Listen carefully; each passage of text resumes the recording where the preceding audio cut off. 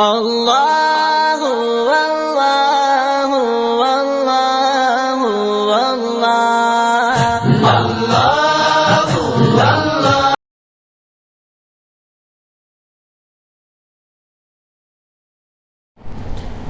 பிஸ்மில்லாஹிர் ரஹ்மானிர் ரஹீம். அல்ஹம்துலில்லாஹி ரப்பில் ஆலமீன். வஸ்ஸலாத்து வஸ்ஸலாமு அலா சய்யிதில் அன்பியாஇ வல் முர்சலீன். அம்மா பஅத். ஃபக்கத் கால அல்லாஹு தஆலா ஃபில் குர்ஆனில் கரீம் வல் ஃபுர்கானில் மஜீத் பஅத அஊது பில்லாஹி மினஷ் ஷைத்தானிர் ரஜீம். பிஸ்மில்லாஹிர் ரஹ்மானிர் ரஹீம். இன்னல்லாஹ லா யஸ்தஹயி அன் யضرب مثلا ما بعوضة فما فوقها فأما الذين آمنوا فيعلمون أنه الحق من ربهم وأما الذين كفروا فيقولون ماذا أراد الله بهذا مثلا يضل به كثيرا ويهدي به كثيرا وما يضل به إلا الفاسقين. صدق الله العظيم. رب اشرح لي صدري ويسر لي أمري واحلل عقدة من لساني يفقهوا قولي. ربي يسر ولا تعسر وتمم بالخير وبك نستعين. سبحانك لا علم لنا إلا ما علمتنا إنك أنت العليم الحكيم. எல்லா புகழும் புகழ்ச்சியும் ஏக வல்லோனாகிய அல்லாஹு ஜல்லஷானஹு வ தஆலா ஒருவனுக்கே உரித்தாகுக. கண்மணி நாயகம் முஹம்மது ரசூலுல்லாஹ் ஸல்லல்லாஹு அலைஹி வஸல்லம் அவர்களின் மீதும் அன்னாரது அடிச்சுவடுகளை அப்படியே பின்பற்றி நடந்த சத்திய சஹாபாக்கள், தாபிஈன்கள், தபஉ தாபிஈன்கள், ஹுஃபால்கள், ஷுஹதாக்கள், நல்லோர்கள், பெரியோர்கள் என இந்த உம்மத்தினர்களாகிய நம் அனைவரின் மீதும் எல்லாம் வல்ல அல்லாஹ்வின் நல்லருள் என்றென்றும் நிறைவாக உண்டாவதாக. ஆமீன். சென்ற வாரம் திருக்குர்ஆன் உலக மக்களுக்கு ஒரு சவாலை விடுத்தது. உங்களால் முடிந்தால் இந்த குர்ஆனை போன்று வேறொரு வேதத்தை நீங்கள் கொண்டு வாருங்கள், அதுவும் அல்லாஹுடைய உதவியன்றி நீங்கள் கொண்டு வர வேண்டும். உலக மக்கள் அனைவரும் சேர்ந்து, உங்களுடைய தெய்வங்கள் எல்லாம் சேர்ந்து திருக்குர்ஆனை போன்று ஒரு வேதத்தை நீங்கள் கொண்டு வாருங்கள் என்பதாக அல்லாஹு தாலா சவாலை விடுத்தான். ஆனால் அந்த சவாலை இதுவரைக்கும், ஏன் கியாமத்து வரைக்கும் அதை முறியடிக்க முடியாது. ஏனென்றால் இந்த குர்ஆன் இருக்கின்றதே மனித கைகளால் உருவானது அல்ல, மாறாக முழுமையாக இறைவனுடைய ஒரு ஏற்பாடாக இருக்கின்றது. இறைவனின் புறத்திலிருந்து வந்த ஒரு வேதமாக இருப்பதின் காரணத்தினால் இதை யாராலையும் இந்த சவாலை முறியடிக்க முடியாது என்பதை சென்ற வாரம் சற்று விரிவாக நாம் பார்த்தோம். இதன் அடிப்படையில் ஊரில் ஒரு சிலர்கள் இருப்பார்கள், குறை சொல்வதற்கென்றே ஒரு சில குரூப் ஊரில் இருக்கத்தான் செய்யும். ஒரு சிலர்கள் ஏற்றுக்கொள்வார்கள், ஒரு சில நபர்கள் ஏற்றுக்கொள்ள மாட்டார்கள். அதே போன்றுதான் மக்கத்து காஃபிர்களும் சரி, யூதர்களும் சரி, முனாஃபிக்குகளும் சரி. இந்த குர்ஆனில் எவ்வளவு நிறைகள் இருந்தாலும் அதில் ஒரு குறை இருப்பதை போன்று அவர்கள் சொல்வார்கள். ஆனால் உண்மையில் குர்ஆனில் குறை என்பது அல்ல. அது என்ன குறை என்றால், காஃபிர்கள், மக்கத்து குறைஷிகள் இப்படி சொன்னார்கள், அதாவது இந்த குர்ஆன் இருக்கின்றதே ஈக்களை பற்றி சொல்லுகிறது, கொசுக்களை பற்றி பேசுகிறது, சிலந்தி பூச்சிகளை பற்றி பேசுகிறது. அல்லாஹ்விற்கு இதெல்லாம் தகுமா?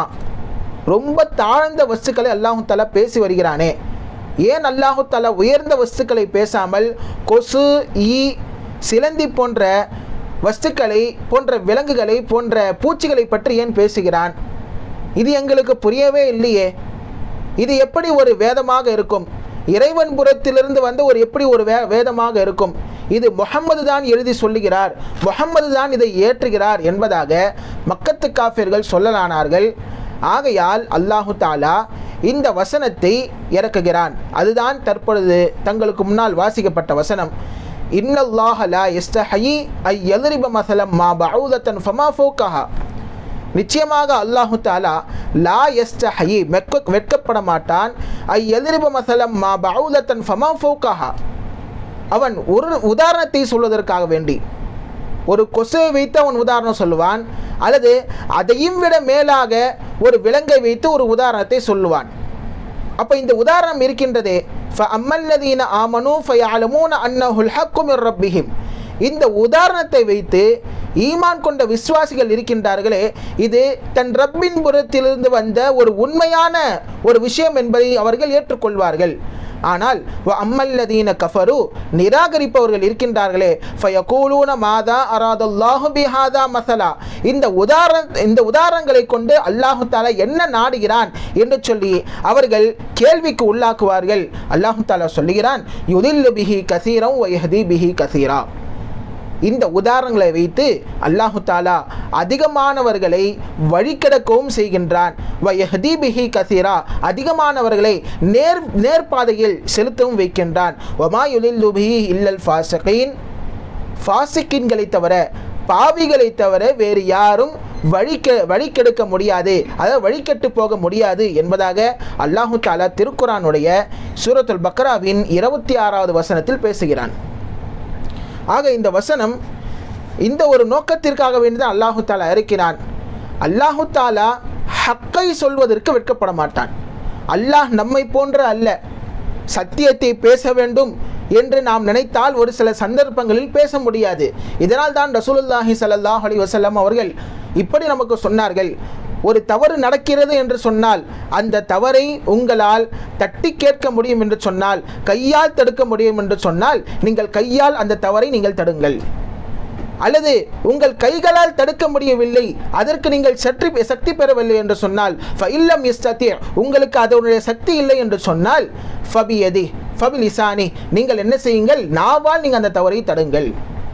ஒருவேளை உங்களுக்கு நாவால் தடுக்கக்கூடிய சக்தி இல்லை என்று சொன்னால் மனதால் நீங்கள் நினைத்து கொள்ளுங்கள், ஆஹா இவன் பாவம் செய்கிறானே, இவனுக்கு நாம் எப்படி எடுத்து சொல்றது, எப்படி இதை நாம் இவனை விட்டும் தடுப்பது என்று சொல்லி மனதால் நீங்கள் வருந்தி கொள்ளுங்கள். ஏனென்றால் தாலிக அதாஃபுல் ஈமான், இதுதான் ஈமானுடைய தாழ்ந்த கிளை என்பதாக ரசூலுல்லாஹி ஸல்லல்லாஹு அலைஹி வஸல்லம் சொல்கிறார்கள்.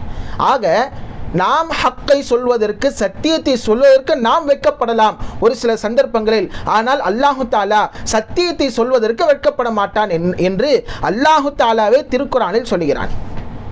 இப்போ ஒரு கேள்வி என்பது பொதுவாக வந்துவிடும், வெட்கம் என்பது மனிதனுடைய பண்பு, அது எப்படி இறை பண்பாக மாறும்? பொதுவாக குர்ஆனில் அல்லாஹு தாலா சிரிக்கிறான், அல்லாஹு தாலா கோபம் கொள்கிறான், அல்லாஹுடைய கோபப்பார்வை வந்துவிட்டது, அல்லாஹுடைய உதவி அவர்கள் கிடைத்து விட்டது, அதாவது அல்லாஹினுடைய கை அவர்களின் மீது இருக்கிறது என்றெல்லாம் குர்ஆனிலும் ஹதீஸிலும் வந்து செல்லும் இந்த வார்த்தைகள் எல்லாம். இதற்குண்டான அர்த்தங்களை நாம் எப்படி எடுத்துக்கொள்ள வேண்டும் என்று சொன்னால், இந்த இடத்தில் குறிப்பாக இன்னல்லாஹ லா யஸ்தஹி, அல்லாஹு தாலா வெட்கப்பட மாட்டான் என்று சொல்லி அந்த ஒரு அர்த்தத்தில் மனித தன்மையோடு அர்த்தம் வைக்கக்கூடாது. மாறாக நாம் அர்த்தம் வைக்க வேண்டும். அல்லாஹு தாலா என்ன செய்ய மாட்டான், யாருக்கும் அஞ்ச மாட்டான். ஏன்னா வெட்கம் என்பது எப்பொழுது வரும்? பயத்தால் வரும். அந்த வெட்கம் ஒரு சிலர்களுக்கு பயத்தால் வெட்கம் என்பது வரும். பயம் ஏற்பட்டு விட்டதால் நான் சொல்ல மாட்டேன். ஆனால் அல்லாஹு தாலா நம்மை போன்று பயந்தவன் அல்ல, நம்மை போன்று வெட்கப்படக்கூடியவனும் அல்ல என்பதை நாம் இங்கே புரிந்து கொள்ள வேண்டும். இன்னும் சொல்ல போனால் ஒரு ஹதீஸில் ரசூலுல்லாஹி ஸல்லல்லாஹு அலைஹி வஸல்லம் அவர்கள் சொல்கிறார்கள், இன்னல்லாஹ் ஹய்யுன் கரீமுன், அல்லாஹு தாலா இருக்கின்றானே வெட்கமுடையவன், சங்கை மிக்கவன், யஸ்தஹீ மின் அபதிஹி, தன் அடியார்களிலிருந்து அவன் வெட்கப்படுகிறான். எப்பொழுது வெட்கப்படுகிறான் என்று சொன்னால், இதா ரஃபா யதைஹி அயுரத்துஹுமா சிஃப்ரா, ஒருவேளை தனது அடியான் அல்லாஹிடம் இரு கரங்களை ஏந்தி துவாவை கேட்க ஆரம்பித்து விட்டால், துவாவை கேட்டுவிட்டால் அவனை வெறும் கையோடு அனுப்புவதற்கு அல்லாஹு தாலா வெட்கப்படுகிறான் என்பதாக ரசூலுல்லாஹி ஸல்லல்லாஹு அலைஹி வஸல்லம் சொல்கிறார்கள். ஆக வெட்கப்படுகிறான் என்று சொன்னால் கண்டிப்பாக அல்லாஹு தாலா அவன் அந்த அடியான் என்ன துவாவை கேட்டானோ அந்த துவாவிற்குண்டான பதிலை தருவோனாக இருக்கிறான், அவன் கேட்டதை கொடுப்பவனாக இருக்கிறான் என்று சொல்லி இங்கே நமக்கு ரசூலுல்லாஹி ஸல்லல்லாஹு அலைஹி வஸல்லம் சொல்லக்கூடிய ஹதீஸ் இப்னு மாஜாவில் பதிவு செய்யப்பட்டுள்ளது. ஆக இதுதான் அல்லாஹு தாலா வெட்கப்படுகிறான் என்று அர்த்தம். அதாவது கேட்டால் கண்டிப்பாக தருவான், தராமல் இருக்க மாட்டான். இதுதான் ரப்புடைய பண்பு என்பதையும் இங்கே அல்லாஹு தாலா இங்கே சொல்லி காட்டுகிறான். அது மட்டுமல்ல, அல்லாஹ் இங்கே கொசுவை குறிப்பிடுகிறான். கொசு ஐயதரிப மஸலம் மா பஊதத்தன் ஃபமா ஃபௌகஹா, அல்லாஹு தாலா கொசு போன்ற விலங்குகளை சொல்வதற்கு, பிராணிகளை சொல்வதற்கு அல்லாஹ்க்கு என்ன இல்லை, வெட்கம் என்பது கிடையாது. குர்ஆனில் ஈயை பற்றி அல்லாஹ் தஆலா பேசி வருகிறான், கொசுவை பற்றி பேசி வருகிறான், அதே போன்று சிலந்தி பூச்சிகளை பற்றி பேசி வருகிறான். 2 இடங்களில் குர்ஆனில் வருகிறது. ஒரு இடத்தில் இன்னல்லதீன ததுஊன மின் தூனில்லாஹி லை யக்லுகு ذுபாபன் வலவ் இஜ்தமஊ லஹ், அல்லாஹ் தஆலா சூரத்துல் ஹஜ்ஜிலே சொல்கிறான், அல்லாஹ்வை அன்றி வேறு தெய்வங்களை வணங்குகிறார்களே அவர்கள் எப்படிப்பட்டவர்கள் தெரியுமா? லை யக்லுகு ذுபாபன், ஒரு ஈயை கூட அவர்களால் படைக்க முடியாது, ஒரு ஈயை கூட படைக்க முடியாது. லவ் இஜ்தமஊ லஹ், எல்லா கடவுள்களும் ஒன்று சேர்ந்தால், எல்லா தெய்வங்களும் ஒன்று சேர்ந்தாலும் கூட அல்லாஹ் அல்லாதவர்கள் என்ன செய்ய முடியாது, ஒரு ஈயை கூட படைக்க முடியாது என்று சொல்லி அல்லாஹு தஆலா திருக்குர்ஆனில் சொல்லுகிறான். இது ஒரு இடத்தில் பேசுகிறான். இரண்டாவதாக சூரத்துல் அன்கபூத்தில் அல்லாஹு தஆலா சொல்கிறான், மஸலுல்லதீன தஹது மின் தூனில்லாஹி அவுலியா கமஸலில் அன்கபூத், அல்லாஹ்வை அன்றி வேறு யாரை உற்ற நேசனாகவோ அல்லாஹ்விற்கு இணையாகவோ எடுத்துக்கொள்கிறார்களோ அவர்கள் எப்படிப்பட்டவர்கள் தெரியுமா? கமிசலில் அன்கபூத், அவர்கள் சிலந்தி வலையை போன்றவர்கள். சிலந்தி வலை எப்படி இருக்கும்?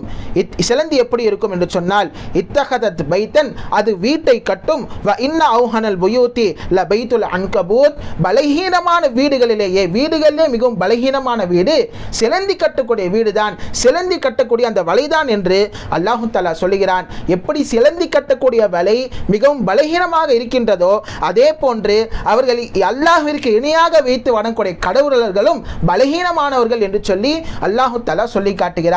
ஆக இந்த பலகீனமான இந்த உதாரணத்தை யாருக்கு பயன்படுத்துகிறான் என்று சொன்னால், பலகீனமான இணை வைப்பாளர்களுக்கு, இணை வைக்கப்பட்ட அந்த பொருளிற்கு அல்லாஹு தஆலா உதாரணமாக சொல்லுகிறான்.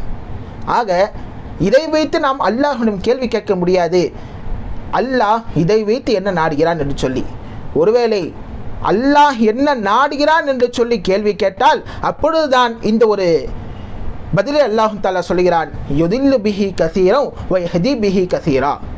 அல்லாஹ் இந்த உதாரணங்களை கொண்டு ஒரு சிலர்களுக்கு நேர்வழியை தருகிறான், ஒரு சிலர்களுக்கு அல்லாஹ் தஆலா ஒரு வழிகேட்டை அல்லாஹ் தஆலா தந்து விடுகிறான் என்பதாக அல்லாஹ் தஆலா திருக்குர்ஆனில் சொல்லுகிறான். ஆக இங்கே அல்லாஹ் தஆலாவை பொறுத்த வரைக்கும் இதை போன்று உண்மையை எடுத்து சொல்வதில், சத்தியத்தை எடுத்து சொல்வதில் அல்லாஹ்விற்கு வெட்கம் என்பது கிடையாது என்பதை இங்கே அல்லாஹு தஆலா முஷ்ரிக்கீன்களுக்கும் சொல்லுகிறான், யூதர்களுக்கும் சொல்லுகிறான், முனாஃபிகளுக்கும் அல்லாஹு தஆலா சொல்லி காட்டுகிறான். நீங்கள் வேண்டுமானால் உண்மை சொல்வதற்கு பயப்படலாம், நீங்கள் வெட்கப்படலாம், ஆனால் அல்லாஹு தஆலா அதற்கு வெட்கப்படவும் மாட்டான், பயப்படவும் மாட்டான் என்பதாக அல்லாஹு தஆலா திருக்குர்ஆனில் சொல்லி காட்டுகிறான். இங்கே பஊதத் என்று சொல்லி இந்த ஆயத்தில் கொசுவை அல்லாஹு தஆலா சொல்லி காட்டினான். கொசு பார்ப்பதற்கு சிறியதாகத்தான் இருக்கும், ஆனால் செய்யக்கூடிய வேலைகள் என்னமோ பெரியது. உங்களுக்கு தெரியும், கொடுங்கோல் ஆட்சியாளன், உலகையே ஆட்சி செய்த அரசன் நம்ரூத். இந்த நம்ரூதை அல்லாஹு தஆலா அழித்தது ஒரு சின்ன நொண்டி கொசுவை வைத்து தான் அல்லாஹு தஆலா அழித்தான். இந்த கொசு இருக்கின்றதே படைப்பில் நம்மையே மிஞ்சிவிடும். யானையை கூட என்ன செய்ய முடியாது, கொசுவோடு நாம் ஒப்பிட்டு பார்க்க முடியாது. யானை என்னதான் உருவத்தில் பெரியதாக இருந்தாலும், கொசு என்னதான் உருவத்தில் சிறியதாக இருந்தாலும், யானைக்கும் கொசுவுக்கும் போட்டியிட்டால் கொசு தான் ஜெயிக்கும், யானை ஜெயிக்காது. ஏனென்றால் ஒரு கொசு யானையுடைய காதிற்குள் சென்றால் போதும், அவ்வளோதான், யானையுடைய ஜோடி முடிஞ்சு. கொசு இருக்கின்றதே அதற்கு மெல்லியதாக 6 ஊசிகள் இருக்கும், தும்பிக்கை போன்ற 6 ஊசிகள். அந்த 6 ஊசிகளை வைத்து ஒரே ஊசியில் என்ன செய்யும், நமது உடலில் துளையிட்டு நமது இரத்தங்கள் எல்லாம் உறிஞ்சி இருக்கும். இதுதான் கொசுவுடைய வேலை. ஒருவேளை அந்த கொசுக்கள் வயிறு நிரம்ப நமது இரத்தத்தை எடுத்து விட்டால் அதுவே அதற்கு மரணத்திற்கு காரணமாக ஆகிவிடும். வயிறு நிரம்ப சாப்பிட்டு விட்டால் கொசு மறந்துவிடும். வயிறு நிரம்ப சாப்பிடாமல் அளவோடு சாப்பிட்டால் கொசு உயிரோடு இருக்கும் என்பதாக ஹயாத்துல் ஹயவானில் எழுதியிருக்கிறார்கள். அது மட்டுமல்ல, ஒரு கொசு ஒரு ஒட்டகத்தை சாகடிக்கும் என்று சொன்னால், ஒட்டகத்தை இறக்க வைத்து விட்டது என்று சொன்னால், அந்த இறந்த ஒட்டகத்தை யாராவது எடுத்து சாப்பிட்டால் அவர்களும் இறந்து போய் விடுவார்கள். அந்த அளவிற்கு கொசு இருக்கின்றதே. உங்கள் பார்வைக்கு வேண்டுமானால், அதாவது நம் பார்வைக்கு வேண்டுமானால் ஒரு அற்பமான உதாரணமாக இருக்கலாம். ஆனால் அல்லாஹை பொறுத்த வரைக்கும் கொசு என்பது அற்பமான பொருள் அல்ல.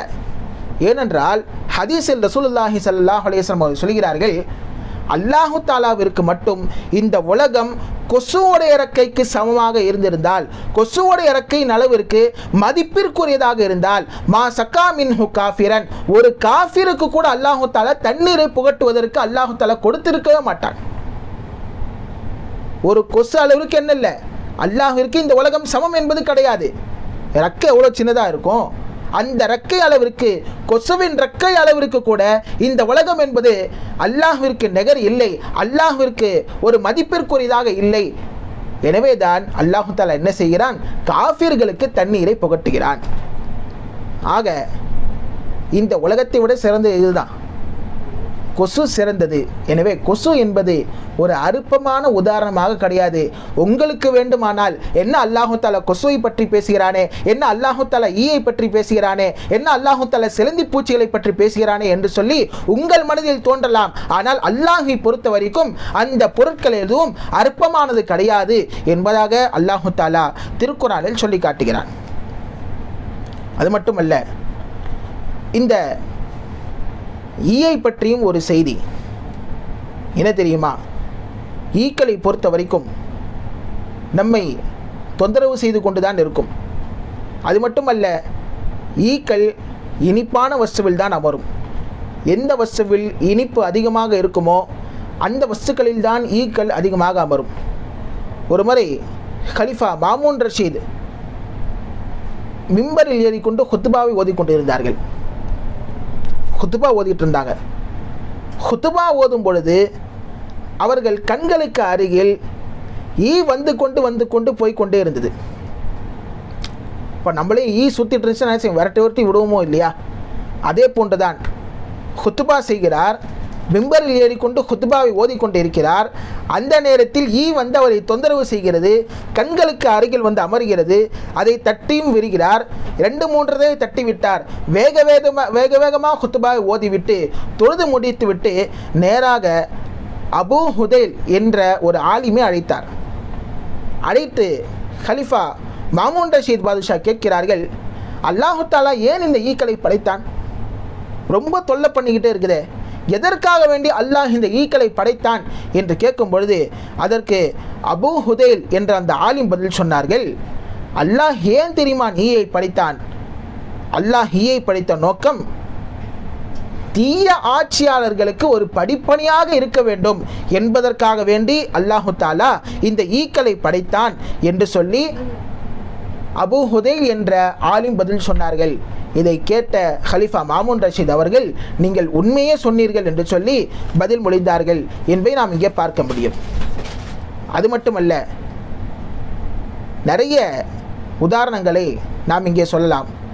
அல்லாஹு தஆலா பெரிய பெரிய உதாரணங்களை வைத்து உங்களுக்கு நேர்வழி கொடுத்திருக்கலாம். ஆனால் அல்லாஹு தஆலா உங்களுக்கு நேர்வழி கொடுக்க வேண்டும் என்று சொன்னால் இதே போன்ற சிறிய சிறிய வஸ்துக்களை வைத்தும் சிறிய சிறிய உயிரினங்களை வைத்தும் உங்களுக்கு நேர்வழி தரலாம்.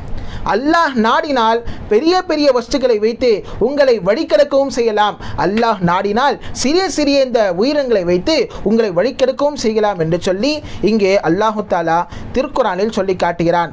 ஆக அல்லாஹு தஆலாவை பொறுத்த வரைக்கும் சத்தியத்தை சொல்வதற்கு தயங்கியவன் கிடையாது. என்னதான் கொசுவாக இருந்தாலும் ஈயாக இருந்தாலும் அதை வைத்து அல்லாஹ் ஒரு சிலர்களுக்கு நேர்வழியை நாடுகிறான், ஒரு சிலர்களுக்கு வழிகேட்டை நாடுகிறான் என்று சொல்லி அல்லாஹு தஆலா திருக்குர்ஆனில் சொல்லி காட்டுகிறான். அடுத்தபடியாக அல்லாஹு தஆலா அடுத்த வசனத்தில் கூறுவது, அல்லதீன யன்குதூன அஹ்தல்லாஹி மின் பஅதி மீசாகிஹி வயக்தஊன மா அமரல்லாஹு பிஹி அன் யூஸல வயுஃப்ஸிதூன ஃபில் அர்த் உலாஇக ஹுமுல் ஹாசிரூன்.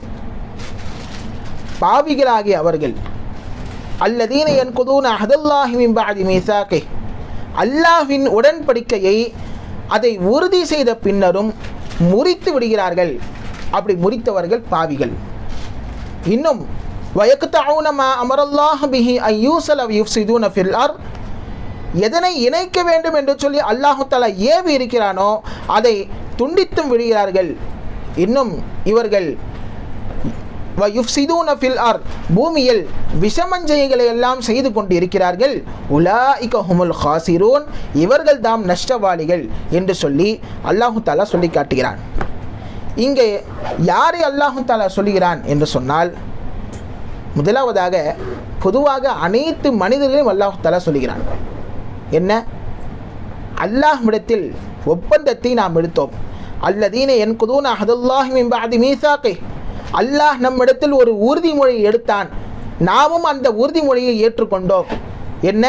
நம்மையெல்லாம் படைத்த பின்னால், நம்மையெல்லாம் ஒரு சிறு சிறு துளிகளாக இருக்கும்போது, விந்து துளிகளாக இருக்கும் பொழுது நம்மிடத்தில் அல்லாஹு தஆலா கேட்டான், அலஸ்து பிரப்பிக்கும், நான் உங்கள் இரட்சகனாக இல்லையா என்று கேட்கும் பொழுது நாம் அதற்கு சொன்ன பதில் காலூபலா, ஏன் நீதான் எங்கள் இரட்சகனாக இருக்கின்றாய் என்று சொல்லி நாம் அனைவரும் ஒன்று சேர்ந்து மொழிந்தோம். அந்த ஒரு வாக்குறுதியை, அந்த ஒரு ஒப்பந்தத்தை நாம் அதிகமான மனிதர்கள் மீறிவிட்டோம். இப்படிப்பட்ட மனிதர்களை பார்த்து அல்லாஹு தஆலா சொல்கிறான், அல்லதீன யன்குதூன அஹதல்லாஹி மின் பஅதி மீசாகிஹ், அல்லாஹு தஆலா ஒப்பந்தத்தை போட்டு அந்த ஒப்பந்தத்தை என்ன செய்கிறார்? மீறுகிறார்கள் அத்தகையவர்கள். வயக்தஊன மா அமரல்லாஹு பிஹி அய்யூஸல வயுஃப்ஸிதூன ஃபில் அர்த், அது மட்டுமல்ல அல்லாஹு தஆலா எதையெல்லாம் ஏவி இருக்கிறானோ அதையெல்லாம் துண்டித்து விட்டார்களே அவர்கள். இதை யார் என்று சொன்னால் யூதர்கள். அல்லாஹு தஆலா ஏவிய அனைத்து விஷயங்களும் அவர்கள் துண்டித்து விட்டார்கள். நீங்கள் தௌராத்தின்படி அமல் செய்யுங்கள் என்று அல்லாஹு தஆலா சொன்னான், ஆனால் அவர்கள் தௌராத்தை தூக்கி எறிந்தார்கள். நீங்கள் நபி மூசா அலைஹிஸ்ஸலாம் அவர்களை பின்பற்றுங்கள், என்னையே வணங்குங்கள் என்று அல்லாஹு தஆலா சொன்னால், ஆனால் அவர்கள் ஒரு சிலர்கள் மட்டும் காளை மாட்டை வணங்கி வந்தார்கள்.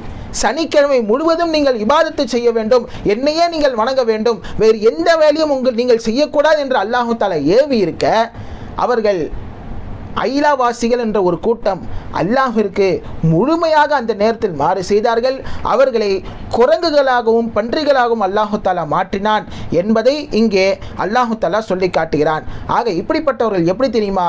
உலாயிக ஹுமுல் ஹாசிரூன், இவர்கள் மறுமையில் மிகப்பெரிய நஷ்டவாளிகள் என்று சொல்லி அல்லாஹு தஆலா திருக்குர்ஆனில் சொல்லி காட்டுகிறான். ஆக நாம் அல்லாஹு தஆலாவிடத்தில் ஒரு ஒப்பந்தத்தை எடுத்துள்ளோம். என்ன? நீங்கள் தான் எங்கள் ரப்பு, நீதான் என்னுடைய ரப்பு என்று சொல்லி நாம் ஒரு ஒப்பந்தத்தை எடுத்துள்ளோம். அல்லாஹ் இங்கே சொல்ல வருவது என்ன தெரியுமா? ஏகத்துவத்தை நன்றாக நீங்கள் பற்றி படியுங்கள். என்னிடத்திலிருந்து நீங்கள் ஒரு வாக்குறுதியை நீங்கள் எடுத்துள்ளீர்கள், அந்த வாக்குறுதியின்படி நீங்கள் செயல்படுங்கள் என்று சொல்லி அல்லாஹு தஆலா இங்கே சொல்லி காட்டுகிறான்.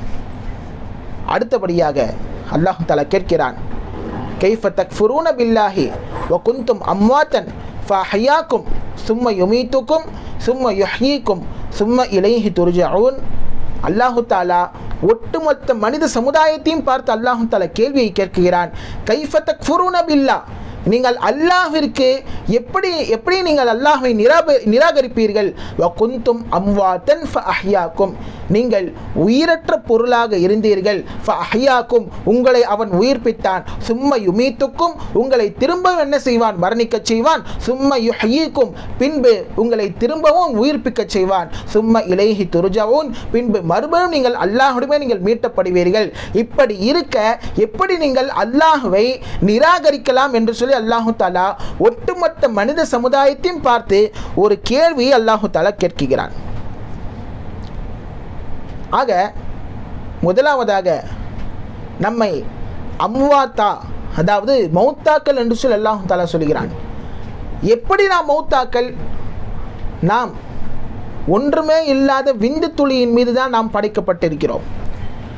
அந்த விந்து துளிக்கு எந்த விதமான உயிரும் கிடையாது. அல்லாஹு தஆலா அது ஒரு இறந்த ஒரு வஸ்துவாகத்தான் வைத்திருந்தான். ஆனால் அந்த இறந்த அந்த விந்து துளிக்கு உயிர் கொடுத்தது அல்லாஹு தஆலா தான். ஆகவேதான் அல்லாஹு தஆலா சொல்கிறான், வ குன்தும் அம்வாத்தன், நீங்கள் இறந்தவர்களாக இருந்தீர்கள். ஃபஅஹ்யாக்கும், உங்களுக்கு அல்லாஹு தஆலா உயிரை கொடுத்தான். அதில் சதைகளை எல்லாம் போர்த்தினான். எலும்புகளை எல்லாம் வைத்து சதையை போர்த்தி இதயத்தை கொடுத்து உங்களை ஒரு முழு மனிதனாக இந்த உலகில் வாழ செய்திருக்கிறான். அதுக்கடுத்ததாக சும்மா யுமீத்துக்கும், இந்த உலகிலே வாழ்ந்து உங்களை அல்லாஹு தஆலா உங்களை மரணிக்க வைப்பான். மரணிக்க வைத்த பின்னால் சும்மா யுஹ்யீக்கும், உங்களை மறுபடியும் அல்லாஹு தஆலா எழுப்புவான்.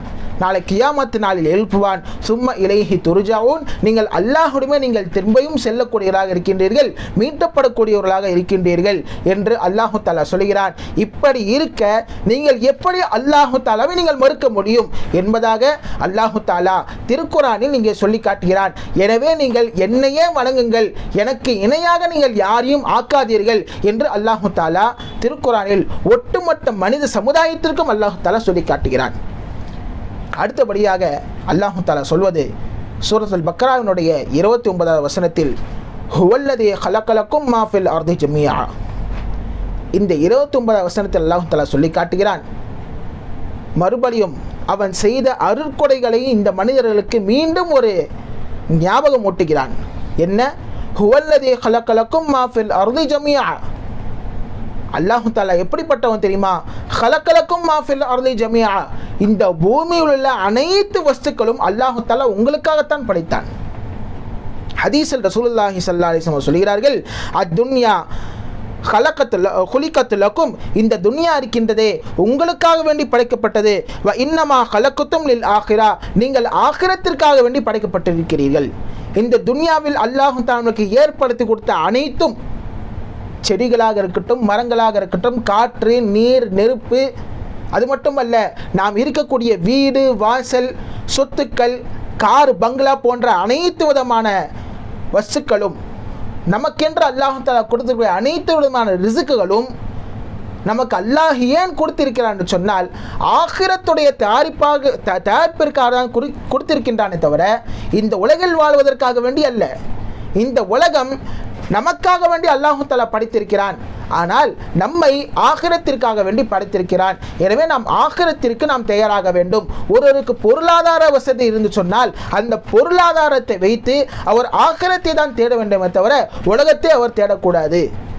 ஒருவருக்கு ஏழ்மையாக இருக்கிறார், ஏழ்மை நிலை அவருக்கு இருக்கிறது சொன்னால் அந்த ஏழ்மை நிலையை வைத்து அவள் அல்லாஹ்விடம் உதவி தேட வேண்டும். அல்லாஹ்விடம் உதவி கேட்டு முயற்சி செய்து அவன் அல்லாஹ்வின் பக்கம் நெருங்கிக் கொண்டே இருக்க வேண்டும் என்று சொல்லி அல்லாஹு தஆலா இந்த வசனத்தின் மூலமாக சொல்லி காட்டுகிறான். ஒருவேளை நாம் இந்த ஒப்பந்தத்தை சரியாக செய்யவில்லை என்று சொன்னால், நாம் வந்த நோக்கத்தை நாம் சரியாக நாம் பயன்படுத்தவில்லை, நாம் நோக்கத்தை நிறைவேற்றவில்லை என்று சொன்னால் அல்லாஹு தஆலா சொல்கிறான், சும்மா ரதத்னாஹு அஸ்ஃபல சாஃபிலீன். குர்ஆனில் சூரத்து தீன் அல்லாஹு தஆலா சொல்கிறான், அவனை தாழ்ந்தவர்களில் மிக தாழ்ந்தவர்களாக நாம் ஆக்கிவிடுவோம். யார் ஒப்பந்தத்தை எல்லாம் போட்டு நோக்கங்கள் எல்லாம் அறிந்து உலகத்திற்கு வந்தும் அவன் அந்த நோக்கத்தை அவன் சரியாக அவன் செய்யவில்லை என்று சொன்னால் தாழ்ந்தவர்களில் மிகவும் தாழ்ந்தவனாக ஆக்கிவிடுவோம் என்பதாக அல்லாஹு தஆலா திருக்குர்ஆனில் சொல்கிறான். ஆக நமக்காக வேண்டி அல்லாஹு தஆலா அனைத்தையும் படைத்திருக்கிறான். எதற்காக? ஆகிரத்துடைய தயாரிப்பிற்காக என்பதை நாம் இங்கே சற்று புரிந்து கொள்ள வேண்டும். அடுத்தபடியாக சும்மஸ்தவா இல ஸமாஇ ஃபஸவ்வாஹுன்ன சப்அ ஸமாவாத். அல்லாஹு தஆலா சொல்கிறான், பின்பு வானத்தை படைத்து அவற்றை 7 வானங்களாக அல்லாஹு தஆலா அமைத்தான். மேலும் வஹுவ பிகுல்லி ஷைஇன் அலீம், அவன் எல்லாவற்றையும் அறிந்தவனாக இருக்கிறான் என்பதாக அல்லாஹு தஆலா திருக்குர்ஆனில் கூறுகிறான். ஆக வானங்கள் மொத்தம் 7 வானங்கள். எப்படி 7 பூமி இருக்கிறதோ அதே போன்று 7 வானங்கள். ஒவ்வொரு வானத்திற்கும் ஒவ்வொரு பெயர்கள் இருக்கின்றன. அது முதலாவது வானத்திற்கு பெயர் வக்கீஅ என்று பெயர். இந்த வக்கீஅ என்ற வானம் இருக்கின்றதே பச்சை மரகதத்தால் அல்லாஹு தஆலா உருவாக்கினான். இரண்டாவது வானத்திற்கு பெயர் அர்பலூன் என்று பெயர். இந்த அர்பலூன் என்ற வானத்தை ஒரு சுத்தமான வெள்ளியினால் அல்லாஹு தஆலா படைத்தான். மூன்றாவது வானத்திற்கு பெயர் ஹைத்தூம் என்று பெயர். இது சிவந்த மாணிக்கத்தால் அல்லாஹு தஆலா இந்த வானத்தை படைத்தான். நான்காவது வானத்திற்கு பெயர் மாஊன் என்று பெயர். இதை வெண்முத்துக்களால் அல்லாஹு தஆலா படைத்தான். 5வது வானத்திற்கு பெயர் தபக்கா என்ற பெயர். இது சிவப்பு தங்கத்தால் அல்லாஹு தஆலா படைத்தான். 6வது வானத்திற்கு பெயர் வஃப்னா என்று பெயர். இது மஞ்சள் நிறத்தில் உள்ள மாணிக்கத்தால் அல்லாஹு தஆலா படைத்திருக்கிறான். 7வதாக ஒரு வானத்திற்கு பெயர், அது அரூபா என்று பெயர். இது இலங்கும்படியான ஒரு ஒளியை கொண்டு அல்லாஹு தஆலா படைத்திருக்கிறார் என்று சொல்லி ஹதீஸில் ரசூலுல்லாஹி ஸல்லல்லாஹு அலைஹி வஸல்லம் அவர்கள் சொன்னதாக சல்மானுல் ஃபாரிஸி ரலியல்லாஹு அன்ஹு அவர்கள் அறிவித்திருக்கிறார்கள். ஆக 7 வானங்களை அல்லாஹு தஆலா படைத்து, அதற்கு மேலாக சொர்க்கம் நரகத்தை அல்லாஹு தஆலா படைத்து, அதற்கு மேலாக அர்ஷின் மீது அல்லாஹு தஆலா சமமாக அமர்ந்திருக்கிறான். அதாவது அர்ஷில் இருந்து கொண்டு எல்லா விதமான இந்த அகிலங்களை அல்லாஹு தஆலா என்ன செய்கிறான்? ஆட்சி செய்கிறான் என்று சொல்லி அல்லாஹு தஆலா சொல்கிறான். வஹுவ பிகுல்லி ஷைஇன் அலீம். அல்லாஹு தஆலா யாவற்றையும் அறிந்தவனாக இருக்கின்றான். 7 வானத்தை தாண்டி அவ்வளவு தூரங்கள் இருந்தாலும், அந்த அரிசியில் அவன் அமர்ந்து கொண்டாலும், உலகில் நடக்கக்கூடிய அனைத்து விஷயங்களும் அவன் அறிந்து கொண்டிருக்கின்றான் என்பதாக அல்லாஹு தஆலா திருக்குர்ஆனில் சொல்கிறான். ஆக இன்றைக்கு நாம் பார்த்த ஒரு விஷயம், அற்பமான ஒரு வஸ்துவை வைத்து அல்லாஹு தஆலா என்ன செய்வான்? ஒரு சிலர்களுக்கு நேர்வழியும் கொடுப்பான், ஒரு சிலர்களுக்கு வழிகேட்டையும் அல்லாஹு தஆலா கொடுப்பான். கொசுக்களை வைத்தும் கூட சரி, ஈக்களை வைத்தும் கூட சரி, சிலந்திகளை வைத்தும் கூட சரி, ஒரு சிலருக்கு நேர்வழியும் ஒரு சிலருக்கு வழிகேட்டையும் அல்லாஹு தஆலா கொடுப்பான். அல்லாஹு தஆலா எப்படிப்பட்டவன்? நம்மிடத்தில் ஒரு வாக்கு எடுத்திருக்கிறான், ஒரு உறுதிமொழியை எடுத்திருக்கிறான். நாமும் சொல்லியிருக்கிறோம், அலஸ்து பி ரப்பிக்கும், உங்களுடைய இரட்சகனாக இல்லையா என்று கேட்கும் பொழுது நாம் சொன்ன பதில் காலு பலா, ஆம் யா அல்லாஹ், நீ எங்கள் இரட்சகன்தான் என்று சொல்லி நாம் ஏற்றுக்கொண்டோம் அல்லாஹை. எனவே அந்த ஒப்பந்தத்தை நாம் மீறக்கூடாது. ஆனால் யூத நசராக்கள் அந்த ஒப்பந்தத்தை மீறிவிட்டார்கள். மீறி அல்லாஹ் என்னென்ன விஷயங்கள் எல்லாம் சொன்னானோ அதையெல்லாம் அவர்கள் மீறி அவர்கள் செயல்பட்டு விட்டார்கள். எனவே அவர்கள் நஷ்டவாளிகள் என்று சொல்லி அல்லாஹு தஆலா சொல்கிறான். கடைசியாக அல்லாஹு தஆலா நம்மை உயிரற்ற அந்த விந்திலிருந்து, இந்திரியத்திலிருந்து அல்லாஹு தஆலா படைத்து உயிரை கொடுத்து பின்பும் மரணிக்க வைத்து பின்பு நம்மை கியாமத் நாளில் உயிர்ப்பிக்க செய்வான். உயிர்ப்பித்து நாம் அவனிடமே செல்லக்கூடியவனாக இருக்கின்றோம். கடைசியாக அல்லாஹ் சொல்வது இதுதான். என்ன தெரியுமா? அல்லாஹு தஆலா சொல்கிறான், உங்களுக்காகத்தான் இந்த உலகம் படைக்கப்பட்டிருக்கிறது. எனவே நீங்கள் உலகத்திற்காக வேண்டி இல்லாமல் ஆகிரத்திற்காக வேண்டி நீங்கள் மாறுங்கள். பின்பு அல்லாஹு தஆலா அவனது ஆட்சியை அர்ஷின் மீது அமைத்து எல்லா விதமான விஷயங்களும் அறிந்தவனாக இருக்கின்றான் என்று சொல்லி அல்லாஹு தஆலா திருக்குர்ஆனில் சொல்கிறான். ஆக இந்த திருக்குர்ஆனை பொறுத்த வரைக்கும் என்னதான் குறைகள் இருக்கிறது என்று சொல்லி ஒரு சிலர்கள் சொன்னாலும், இந்த குர்ஆனில் அல்லாஹ் சொன்னதை போன்று லா ரைப ஃபீஹ், எந்தவித சந்தேகமும் இல்லை என்று சொல்லி தெள்ள தெளிவாக அல்லாஹு தஆலா சொல்கிறான். ஒருவேளை சந்தேகம் என்பது இருந்தால் குர்ஆனில் சந்தேகம் என்பது இருக்காது, உன் உள்ளத்தில் தான் சந்தேகம் இருக்கும் என்று சொல்லி அல்லாஹு தஆலா சொல்கிறான். ஆக எல்லாம் வல்ல இறைவன் இந்த குர்ஆனை ஓதி அதன் விளக்கங்களை தெரிந்து கொள்வதற்கு நான் தௌஃபீக்கையும் எல்லாம் வல்ல அல்லாஹ் நம் அனைவருக்கும் தந்தல் புரிவானாக. ஆமீன். வ ஆகிரு தஅவானா அல்ஹம்துலில்லாஹி ரப்பில் ஆலமீன். அஸ்ஸலாமு அலைக்கும் வரஹ்மத்துல்லாஹி வபரகாத்துஹு.